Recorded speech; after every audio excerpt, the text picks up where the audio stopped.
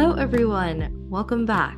My name is Arna Sahu, host of Arna's News, where on this podcast channel, I aim to eliminate the gender gap in the STEM fields by featuring inspiring female professionals and highlighting their stories and accomplishments to further encourage girls. Today, on episode 62, it would be a big mistake to try to optimize all your performance and all your career in something that you actually not enjoy doing, because what also happens, even if you succeed, there is a very big difference between being successful and being fulfilled. And it's very sad to actually see people who are technically successful in everybody else's eyes, but they're just not doing what they want to do. So I would say focus on that first, figure out what you naturally are good at. Go take psychological tests, like go take assessment, talk to people, ask them like, hey, what do you think I'm good at? Like literally ask people, because they will give you a better feedback. And then based on that, define your ideal, what you would love to do as a person every day. And then go in and be like, okay, what are options? What are people talking about? What are the needs in the companies that would fit that?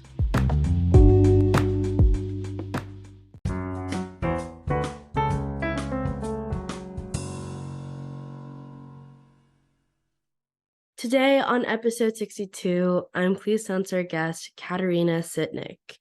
As a fractional CTO for early stage startups, she has worked with over 35 companies to guide them while bringing clarity and turning chaos into scalable tech teams. She's a conscious tech advocate, and as a founder and chief strategist at CTO Doctor, startup mentor at Berkeley Skydeck, and a consulting member at The Upside, she has a decade's worth of experience as a startup founder and helps early stage startups navigate through their crucial transition of laying the groundwork so the early stage startup can focus on achieving their product market fit. She's learned how to hack a hacker's heart while bridging the gap between the human and technical demands. She helps to attract and retain the best global tech talent and create a thriving environment that boosts productivity. So thank you so much, Kateryna, for being here today. Before we dive into the questions, would you like to introduce yourself? Thank you so much, Arna, for having me here. You've done such an amazing job with introducing me. I don't even know what to add other than that I originally come from Ukraine. So there was the whole big factor of moving in the countries, going to school in the other country, and having a kind of a fresh start from zero in the US. So I would say that hopefully that would be inspiring for a lot of girls that might not have necessarily a background of growing up in Silicon Valley or just having some connections in the right industry. So yeah, but other than that, you did a good job covering it.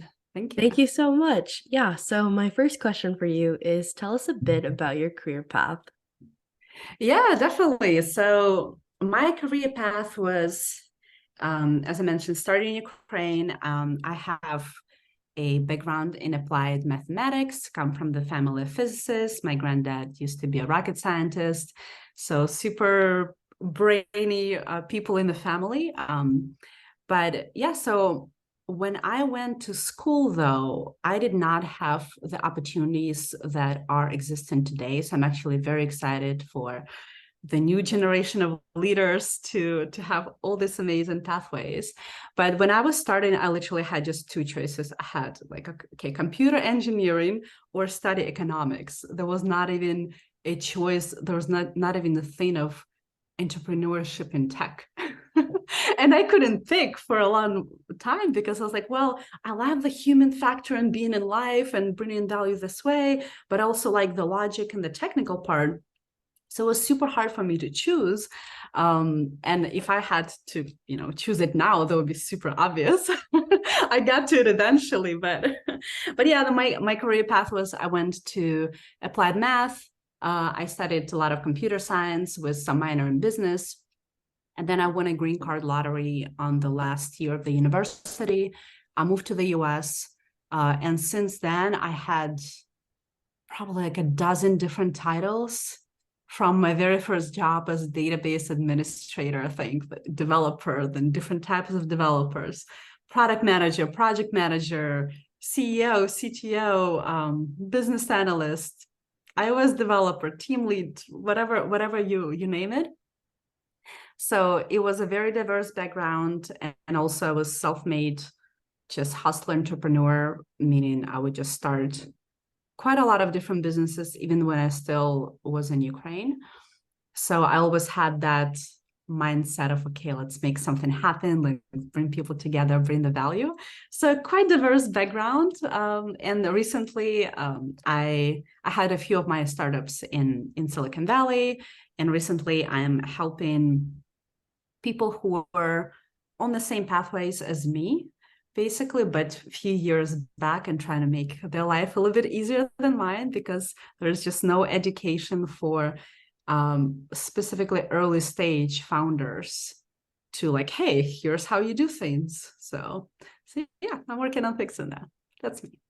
Yeah, I mean, I love that. I mean, my interests are basically the same as yours because I love doing a lot of projects as well. And I really love how, although you've had a multitude of experiences, you're always continuing to keep that passion of yours and, foster it and build communities wherever it may be. Yeah, definitely. Yeah, so my next question for you is what advice would you give someone wanting to pursue a career similar to yours? And do you have any tips to succeed? Right. So I would say don't pursue a career, make your own, because it is the most amazing time where you literally can make up any job you want. You can call yourself chief happiness officer, and literally that can be a job, and people will agree with this. So it's an amazing opportunity. So I would say the biggest mistake would be to go in what was happening 10 years ago. So that's why I want to give an advice, but at the same time, I want to tailor towards where we're going, right? Like not what was working, for example, 10, 15 years ago. And don't go to just a list of like, oh, here's the career path of you can take as a choice predefined. Go more for I'm not sure if you're familiar with Ikigai concept. It's Japanese term, but it's really, really nice. I just learned it a few years back, actually, myself. But it's basically finding this intersection of what you're personally good at, what the world needs, what people would pay money for, right? And what you love doing. The magic happens in the middle. So I would say when you pick your career, find first, have an abundance mindset, meaning you can succeed at anything, really. With the right mindset, you have all the opportunities, but it is very hard and very unnecessary to try to succeed at something that you're not predisposed or you just not enjoy doing. It would be a big mistake to try to optimize all your performance and all your career in something that you actually not enjoy doing. Because what also happens, even if you succeed, there is a very big difference between being successful and being fulfilled. And it's very sad to actually see people who are technically successful in everybody else's eyes, but they're just not doing what they want to do. So I would say focus on that first, figure out what you naturally are good at. Go take psychological tests, like go take assessment, talk to people, ask them like, hey, what do you think I'm good at? Like literally ask people, because they will give you a better feedback. And then based on that, define your ideal, what you would love to do as a person every day, and then go in and be like, okay, what are options? What are people talking about? What are the needs in the companies that would fit that? And sometimes it can be a career where you work as a job. Sometimes it can be like, oh, I love solving problems for other companies that fit in this criteria. So, and in that case, you might be a consultant or you might start a business. So, but go in from within, go to the outside this way. Yeah, I mean, I love that because I like what you said that there's a difference between being successful and being fulfilled.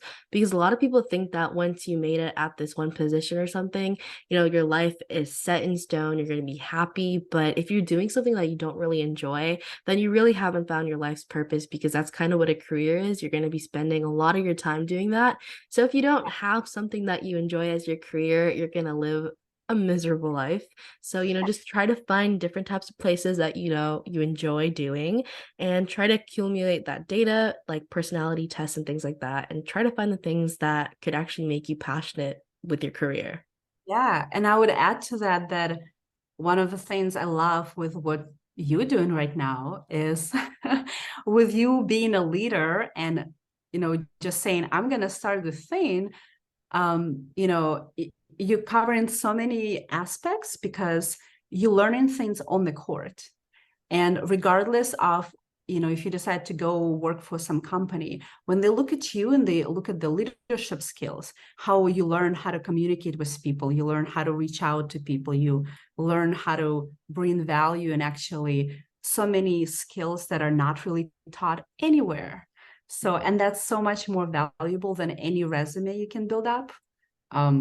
So I would say whatever you're doing, we should interview you.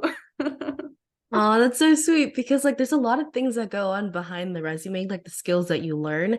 And a lot of people kind of bluff things up that, oh, I did all of these. But if you don't really have those skills that you learn, like these interpersonal skills that you can build upon in careers you actually enjoy, then, it's not going to be that fun for you. Exactly, totally. Yeah. And what is a common myth about your profession that you want to debunk? Right. So I would say um, I would answer it in two ways. Just about a CTO and a tech founder in general. The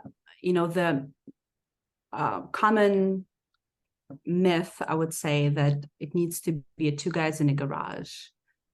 It just doesn't work anymore. It just dead on so many different levels, especially with all the AI coming out. So I would say that is still something that people think that is true. Still, a lot of investments are made based on the fact if you have a tech founder or not, if you have that CTO title or not. So I would say that's specific to what I do right now. That's the biggest myth, that you don't need to have a technical co-founder for equity or so there are different ways to go about early stage startups and being CTO in it. So I would say that that's specifically for the CTO, but then for the profession in general is that nobody really promotes you to it.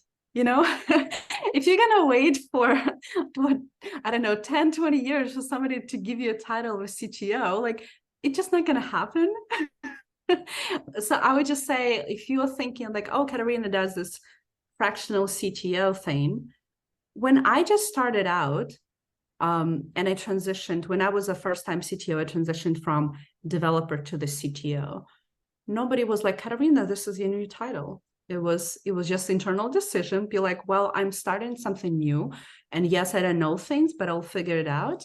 And you just put the title, and then I mean, I wish I had me years earlier that would actually not have me hit so many pain points along the way. But I would say when you look at people who have these impressive titles of different sorts, don't think that they are somehow different or better than you.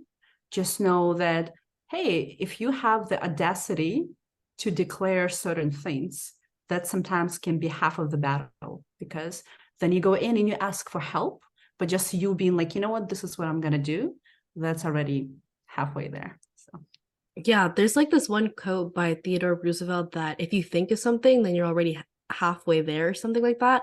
Don't really know the whole quote, but that's kind of true. If you think of something and want to do something, then yeah, you're already 50% done with the battle. exactly. Yeah, don't ask for permission. Yes, yes. You are your own boss. Exactly, 100%. Yep. And if you could step into my shoes or younger self, what would you have asked yourself that I didn't? Okay, I would say, I think I would ask on how all this conversation is going to be aligned with future of AI, just because out of the whole time almost of humanity, this is it's like the moment. And I think it would be a big miss out not to address that. It's I'm not going to go on the whole AI where we're literally in the singularity point. We literally don't know what's going to happen. Um, you know, like literally we don't know like when AI is going to be smarter than us, what's going to happen. But in the short term, at least, I would say the good thing is that as somebody who is starting out right now, you're almost at the same level at everybody else. It's absolutely incredible. Like literally everybody right now is rethinking and re-educating themselves almost from scratch to figure out if they're going to keep the same job, if they're going to change the job, if they're going like what's going to happen, right? So I would say there's a learning curve for people who are starting out to ramp up, but right now at this particular moment there is the same learning curve for everybody else. And sure, they might have an advantage of having more experience in the industry, but they also have an kind of an expert curse where they think they actually know things, where they don't have beginner mind, which might be a drawback. So you're almost on the same level. And I would really, really take an opportunity because I was, for example, mentoring recently one intern, and he does the UX and UI part. And I was like, hey, you should learn how to use AI specifically for what you're doing right now, because you're going to anyway. And then everywhere in your title, you literally lead with that, so you will provide so much more value, because if you can go and establish companies, even as an intern and somebody who's starting out, and be like, you know what, I don't have years of experience, but I just learned this AI thing. And you guys are super busy, and I can help in by seeing maybe we can put our minds together, and I can bring the kind of new approach and AI, and you bring experience, and you create something beautiful. So I would literally make that number one priority in all the resume, all the reaching out, and everything that you're learning right now and your career path. So yeah. Yeah, no, definitely. Because AI is something that a lot of people kind of fear because they're like, oh, will this be smarter than us? But honestly, it's an amazing tool and opportunity for bigger things. Like, as you said, your intern who's doing UI and UX, he could definitely use AI to, scale out his projects. And that could possibly, land him a much bigger role or a bigger career and find much more impact because a lot of people are really busy. So AI is a perfect game changer. Yeah, yeah. Perfect opportunity for people who are starting out. Couldn't be better for you guys. Yeah, and what are the best resources slash books that have helped you find your career path? Yeah, of course. So I would say it's following more authors. Um, so at this point of time, I mean, of course, there are classics in terms of just knowing the fundamentals of technical part, right? Like algorithms, all that stuff. You kind of need to know it. But I would say following people who think differently is great, because then you're not in this bubble, and you get and pull in different directions. So for me, for example, I think I started the entrepreneurship path when I read Tim Ferriss' 4 Hour Work Week, just the classic. So after that, I was like one project after another, and just, got that bug started. So that was impactful. And then recently, I would say if I had to pick an education per se, I'm a big fan of Mind Valley, for example. It's a very nice mix of the mindset training, and then just how to set goals, from productivity to actually doing the business, branding, public speaking, you name it. But I would say that would be the number one place where I would just point people as a curated set of discovery. Because right now, I think what's challenging is that because there is so much information, it's no longer a lack of information.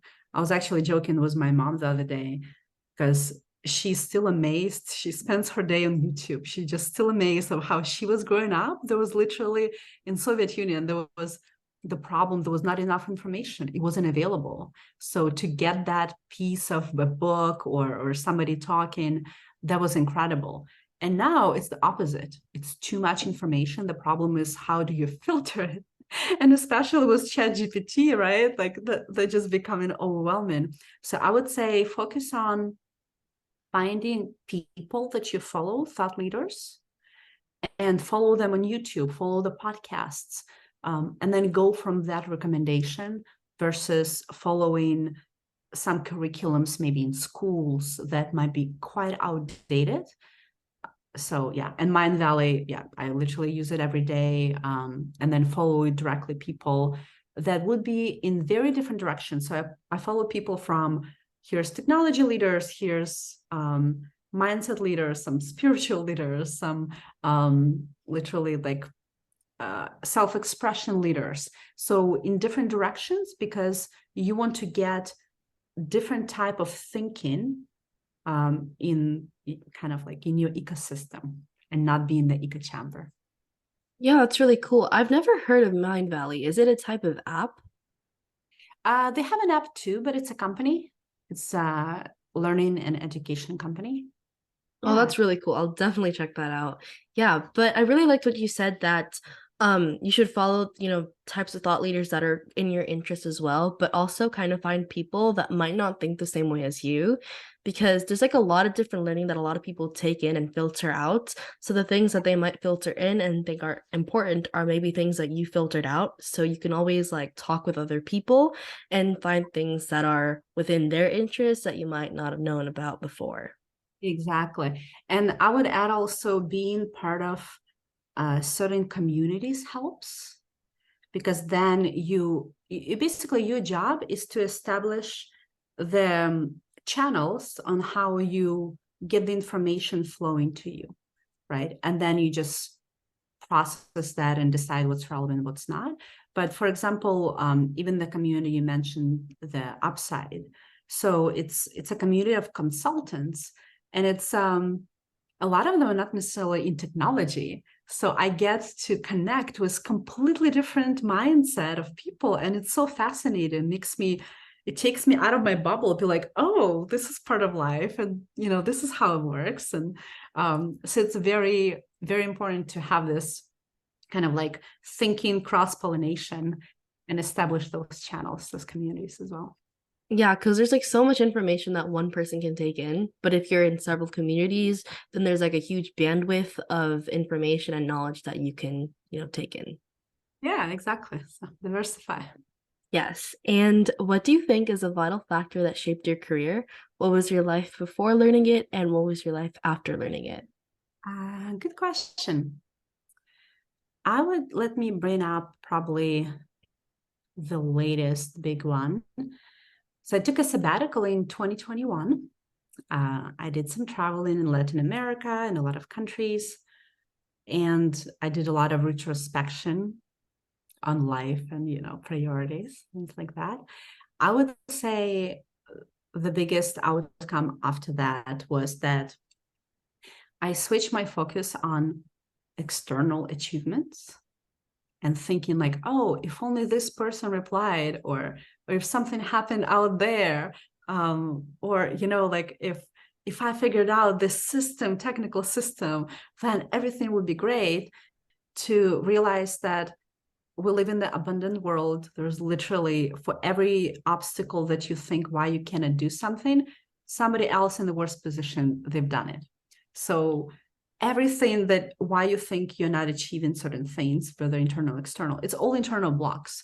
So I literally switched the strategy on thinking of, oh, here's my to-do, to be like, oh, instead of me becoming working on, let's say, becoming a better public speaker, for example, I'm going to work on what is in the way of me that is preventing me to be a good public speaker, right? And you work on those blocks. And it's a lot of times it's uncomfortable. I've done a lot of inner work, processing things. But when you get on the other side, everything after that, it just happens automatically. So I say a lot of times that the only thing you should be really working on is your mindset. Everything else you can Google or ChatGPT. So yeah, so just work on your mindset. Everything the external gonna reflect. Yeah. Yes, because a lot of people think that, whenever you have a hardship or something, it's typically always in your head. So if you try to rewire the way you're thinking or the way you might approach things, then you'll find a quicker solution that you can actually apply to others' problems just like that and find better solutions. But yeah, I really liked what you said that, just focus on those inner blocks and everything else you can Google. Yeah, for sure. And because we have some additional time, my question for you is, what's one thing you wish you had known when you began your career? I would say that, and that was one of my blocks that I had to work through, that I had no idea how many amazing human beings on this planet are willing to help. So just reaching out to people, asking them for collaboration, for help. Well, case in point here, right? We're talking. It's actually does wonders. And I guess when I was growing up, I didn't have that example. So for the longest time, I was kind of thinking that I'm on my own, where obviously I'm not, and not really asking for help and kind of trying to figure out things myself. So I think if I had to give myself an advice, that would be probably the biggest one, to be like, hey, other people are here to help as well. Just ask. And yeah, just like not stress about day to day. Everything gonna be okay. Everything gonna work out. so I would say that would be just kind of a tough talk. But Yeah, yeah. I mean, I definitely agree because I'm a really big introvert. So, I mean, it's a little surprising, but, reaching out to people might seem a little intimidating, but, there are people that want to help you succeed. They could be your mentors, your family members. So, just reaching out, asking that question, being the journalist you are, and, trying to find that answer to whatever you're thinking of, that can be something that can really help you because a lot of people are there wishing for you to succeed. Yeah, definitely. Good question. And my last question for you before we end off the interview is how do you continue to learn in order to stay on top of things within your role? Right. I think, yeah, that this would fit in what will be touched upon. But I would say, just being connecting with the thought leaders is literally the best way. You find, okay, like who are the top voices of the industry? You follow them. You follow the podcast. So having that, it's the fastest and most reliable, up to date way. Versus if you start reading books, they might be a little bit outdated. At the same time, I do read a lot of audiobooks, or I listen to a lot of audiobooks. That is very helpful. So I would say audiobooks, discovering things on the podcast, having maybe a few newsletters, but very occasional newsletters is good. And having sometimes I go for book summaries as well, because there are a few services that would summarize a book in just 10 minutes audio, for example, because you might not have time to listen to the whole thing, but you can at least get the grasp. And it's like, the whole 80-20 rule, where you will get the main idea. And then if you like it, you can expand on it. But I love the books because with a podcast, it's a lot of conversations, and you're going to follow people. But sometimes my system would be, I would follow people and then they will post their must-read top books. I'll be like, okay, so I trust you, you're thinking, now let me go to these books and go through some of them, at least through the summary, and then I go and read the whole thing. So yeah. That's a really cool system. I will definitely implement that because there's like a lot of books there and you don't want to kind of spend a lot of time reading something that may not be interesting to you. So, just summarizing it on a type of site, maybe with ChatGPT as well. Exactly. And yeah, and then just reading it if it seems interesting to you. Yeah, totally. Yeah, well, thank you so much, Katerina, for being here today. Before we end off, do you have any last words to the audience? I think everybody should be grateful for Arna to being an amazing host and to making these conversations happen. You're an inspiring example to so many women, I'm sure. So thank you for having me. And yeah, lovely to be here. Thank you so much, and I wish you the best rest of your day. Thank you.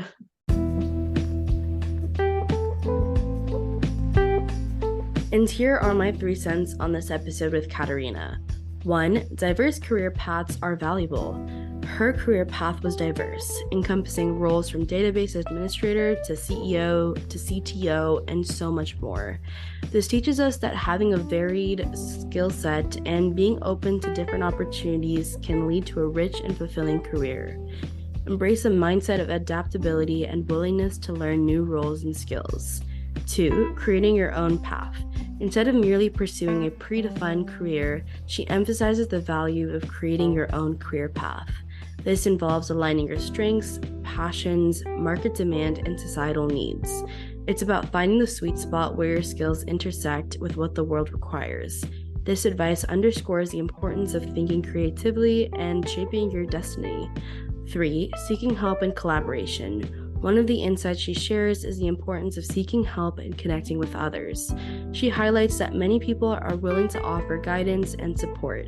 This lesson emphasizes the value of networking, reaching out to mentors, and collaborating with others to overcome challenges and achieve success.